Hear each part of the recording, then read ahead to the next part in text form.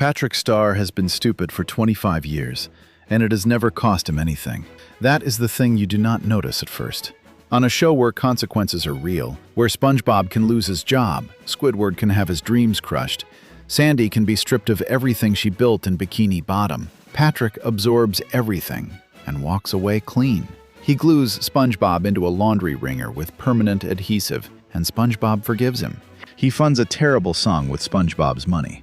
The song destroys SpongeBob's house, and SpongeBob forgives him. He deliberately misuses SpongeBob's most treasured possession, while making it clear he is choosing to, and SpongeBob forgives him. Patrick has never lost a real friend. He has never lost his home. He has never gone hungry. He has never needed to hold a job, manage money, or maintain basic social accountability.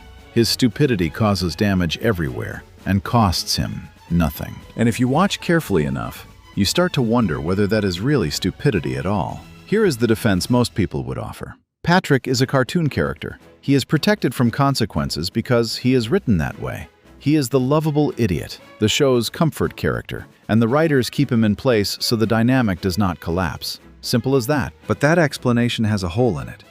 If Patrick were just an oblivious character being protected by the writers, he would not say the things he says. He would not do what he does in specific episodes. He would not occasionally demonstrate a level of situational awareness that has no place in the life of someone who genuinely cannot tell a rock from a Krabby Patty. The protection he has is real, but it is not because the writers gave it to him from outside. Patrick seems to know the protection is there, and knowing it is there changes what the protection means. In the Season 6 episode, The Card, Patrick has SpongeBob's rarest trading card, one of only 5 in existence, holographic, animated, talking, worth more than anything SpongeBob owns. Patrick uses it as a toothpick. He uses it as a spatula. He nearly loses it off a cliff. SpongeBob, watching something irreplaceable treated like garbage, is losing his mind. And then Patrick turns to him and says, "You cannot always expect my usual brand of stupidity. I like to mix it up, keep you on your toes." Read that line slowly. A character who is genuinely, constitutionally stupid does not describe their own stupidity as a brand. They do not manage expectations around it. They do not announce a strategy of variation. A brand is something you perform.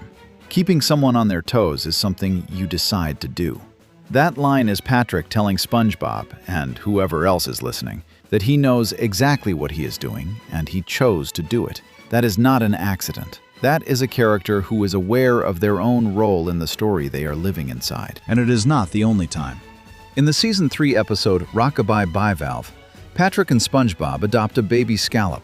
The episode runs Patrick through the structure of a stay-at-home partner.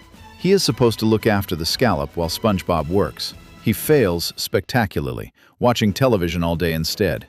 But in the middle of the episode, Patrick says something that has no explanation unless you are paying attention. He calls his rock his trailer, not his house, not his home, his trailer. Trailer is not a word Patrick would reach for. It is not in his vocabulary. He does not cook, does not buy property, does not have opinions about housing. But actors who shoot on a television set do have trailers. Between scenes, they go back to their trailers. The Rock is Patrick's set piece. It is the location that exists for the show, and in that moment, Patrick called it by its production name instead of its in-world name. He used the word for the thing it actually is, rather than the word for the thing it is supposed to be. Or he did not slip at all. Consider the Season 3 episode, Patrick's Secret Box.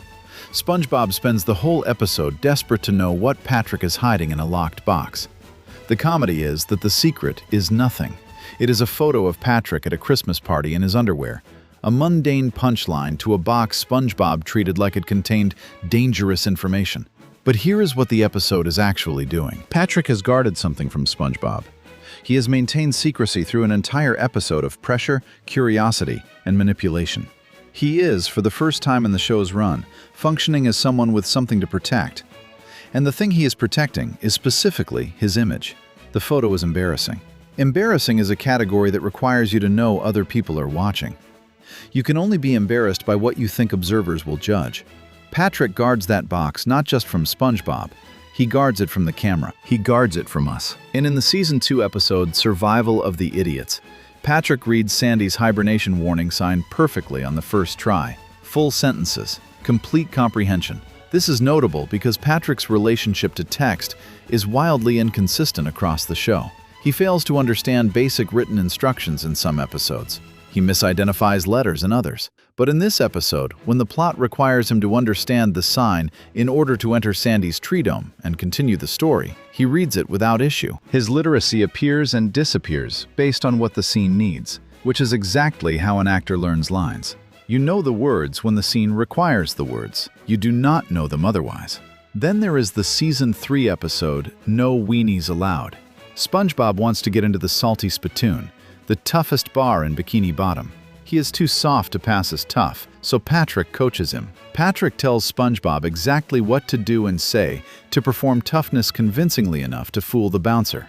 He is stage directing SpongeBob through a scene. He understands that toughness is a performance, that performances have specific beats, and that if you execute the beats convincingly enough, you will pass as the character. Patrick does this not because he is wise. He does it because he understands how characters work inside stories. He is coaching SpongeBob on how to play a role, and he does it successfully. The argument most people will raise here is that these are just inconsistencies. SpongeBob is a long-running cartoon. Characters behave differently from episode to episode, based on what the story needs.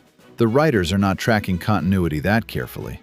Patrick's varying intelligence is a production artifact, not a deliberate character choice. But that argument only holds if you ignore the card. That line is not a continuity error. That line is not a gag. It is specific, it is deliberate. It is in the middle of an episode about Patrick choosing to misuse something SpongeBob values, and it tells you exactly what Patrick knows about himself. A character who exists without self-awareness does not describe their own stupidity as a personal brand they intentionally vary. That is the language of performance. That is the language of craft. That is Patrick telling you in plain terms that what you are watching is a decision. Here is the deeper version of what that means. Patrick lives under a rock. He has no job, no money, no functional life plan. The world around him operates on rules that he technically should not be able to ignore: rent, food, social obligations. And yet none of it touches him. His rock is always there when the scene needs it. The food appears when the story needs him fed. SpongeBob shows up every time Patrick needs a friend. If you live in a universe where the narrative provides everything you need at exactly the moment you need it, and you are smart enough to notice that, the rational response is to do nothing and let the universe provide. Patrick has achieved the one existence with no real stakes. He never has to work for anything because he knows nothing is actually at risk. In a world where the story protects its characters from genuine loss, the wisest character is the one who figured that out first and built their whole life around it. And here is the most unsettling part.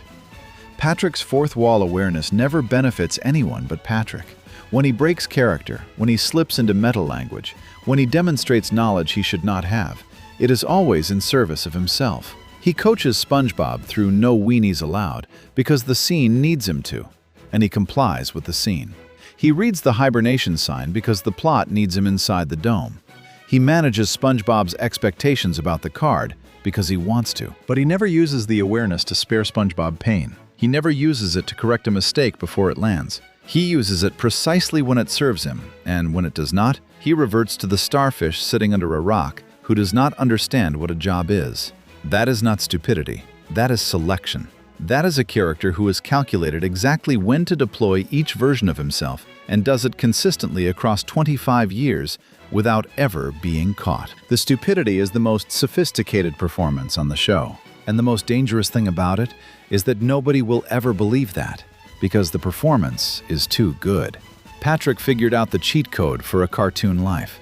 Play the fool well enough, and the story will carry you everywhere you need to go. SpongeBob works every day and loses everything on a rotating schedule. Patrick sits under a rock, does nothing, and loses nothing. One of those is smarter than it looks. And it is not the one getting up for work every morning. If you thought that was unsettling, the next theory goes one step further. Because if Patrick knows he is in a cartoon, he also knows something about SpongeBob that SpongeBob will never know about himself. And he has known it since season 1.